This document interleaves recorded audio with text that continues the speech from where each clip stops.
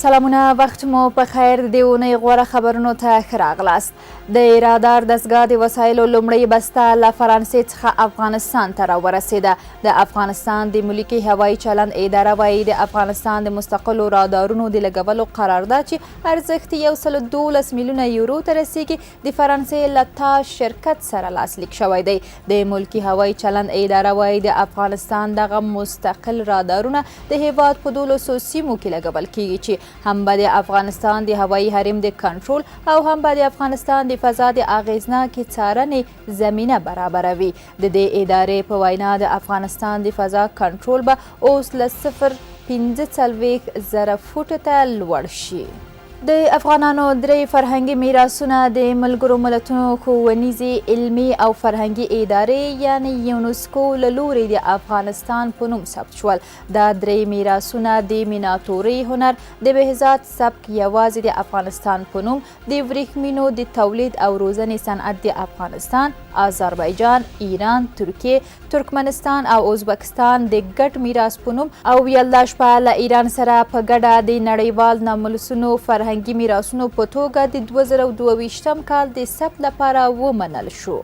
د هیواد په 9 ولایتونو کې د اوبو شاوخوا 40 کوچني بندونه جوړیږي. د افغانستان د اوبو ملي اداره وایي دغه بندونه د 18 میلیونو امریکایي ډالرو په ارزښت جوړیږي چې موخه یې د اوبو مدیریت، د موسمي سیلابونو د کنټرول، د ځمکې لاندې اوبو د سرچینو پیاوړي کولو او خلکو ته د کاري زمینو پیدا کول دي.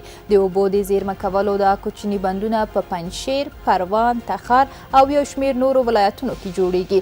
دغه پروژې به د نږدې یو کال په موده کې بشپړې شي. نړیوال بانک د افغانستان د کرنې او خوړو خوندیتوب له بیړنۍ پروژې سره 50.5 میلیونه ډالرو نور مرسته هم وکړه.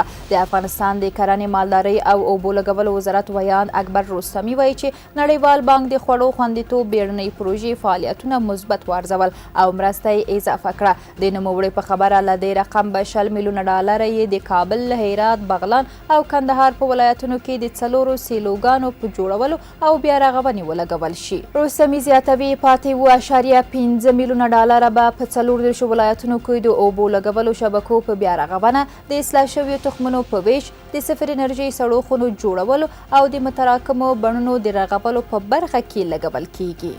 په کندز ولایت کې د نوي ارچي کانال د دوهمې برخې پروژې د عملي چارو ډیره برخه بشپړه شوې ده. د افغانستان د اوبو چارو د تنظیم ملي ادارې ویاند نظام الدین وایي چې دا پروژه د آسیا پراختیایي بانک په مالي مرسته د اوبو د مدیریت او کرنیزو ځمکو د پراختیا په موخه پلي کیږي.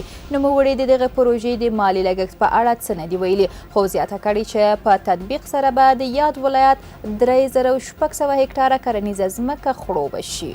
خوست کې د چرګانو د دانې تولیدي فابریکه فعاله شوه. په یاده فابریکه چې یو تن خوستی پانګوال 1.6 میلیونه افغانۍ پانګونه کړې، د اوس لپاره 120 تنو کارګرو ته پکې د کار کولو زمینه برابره شوې ده. مسؤلین وایي دا فابریکه به د نورو ولایتونو سربیره ګاونډیو هیوادونو ته هم د چرګانو د خوراکي صادرات ولري. بل لور ته د خوست چارواکي وایي هغه کسان چې غواړي د ولایت کې پانګونه وکړي هغوی ته به د امنیت په ګډون ټولې لازمي اسانتیاوې برابرې کړي. روان کال د هیواد په 7 ولایتونو کې د زعفرانو د پروسس 38 مرکزونه جوړیږي. د کرنې وزارت وایي د زعفرانو د پروسس دغه مرکزونه په هرات، غزنی، سرپل، کندز، بلخ، فاریاب او دایکنډي ولایتونو کې په نوي او عصري بڼه جوړیږي چې د روان کال تر پایه به یې چارې بشپړې او ګټې اخیستنې ته وسپارل شي. د دغو مرکزونو له جوړولو موخه د زعفرانو د کرکیلې پراختیا، د زعفرانو کښت ته د بزګرانو هڅول او په کوردیننه د نړیوالو مارکیټونو له غوښتنو سره سم د زعفرانو پروسس او صادرول ګڼل کیږي. د افغانستان زعفران روان کال هم د کیفیت له پلوه د نړۍ د غوره زعفرانو مقام خپل کړ. کونړ کې د 200 بستریز روغتون رغنیزې چارې دوام لري. دغه 200 بستریز روغتون جوړولو چارې د ملي پراختیا شرکت بنایي ودانیز ریاست له لوري روانې دي چې ډیر ژر به بشپړې او ګټې اخیستنې ته وسپارل شي. دغه روغتون په 26 جریبه ځمکه باندې په 4 درې پوړیزه بلاکونو کې د ټولو اړینو ملحقاتو سره د جوړېدو په حال کې دی. د دې روغتون په جوړېدو 348 میلیونه افغانۍ لګښت راځي. دا د دې اونۍ غوره خبرونه چې تاسو سم وړاندې کړل. تر بیا مو د الله په امان.